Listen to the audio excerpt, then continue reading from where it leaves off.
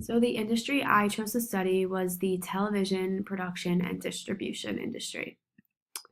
So the focus of this industry is to produce and distribute television programs, television commercials, and videos, and major US powerhouses include CBS, Disney, NBC, Sony, Time Warner, and 21st Century Fox. And although streaming services like Netflix and Amazon are newer, they're becoming increasingly more significant entrants in the field and are increasing their share in the market. So, a little bit about how to enter the field. It's important that one accepts that they will start at an entry level position. Because there is such high competition for these jobs, it's important to network.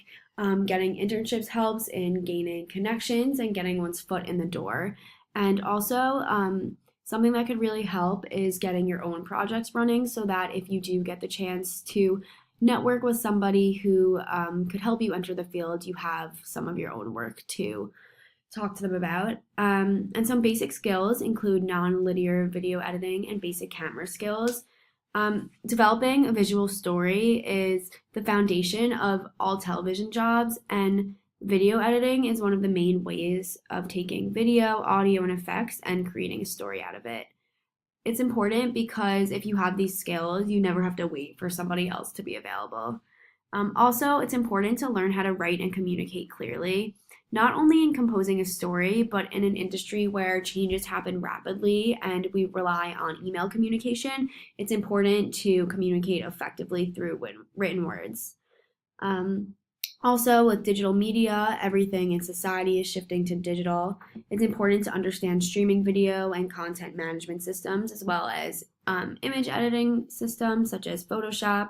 And also, it's important to master social media and analytical metrics. And then finally, an attitude where it's not always the most talented person who makes it in television, but it's the person with the best ethic, and a willingness to learn is one of the best skills that you could have in this industry. Some technological developments include streaming services. Viewers are able to pick exactly what they want to watch on Netflix and Hulu.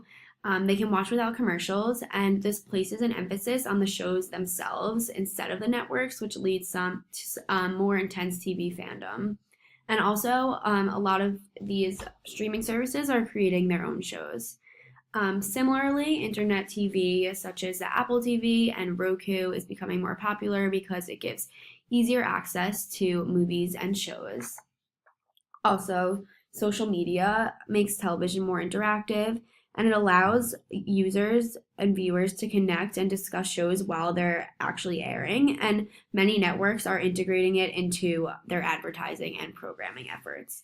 And then finally, there's a new technology called over-the-top technology, which allows users to get video content delivered directly to their devices without conventional intermediary. And it leads to a direct link between broadcasters and consumers.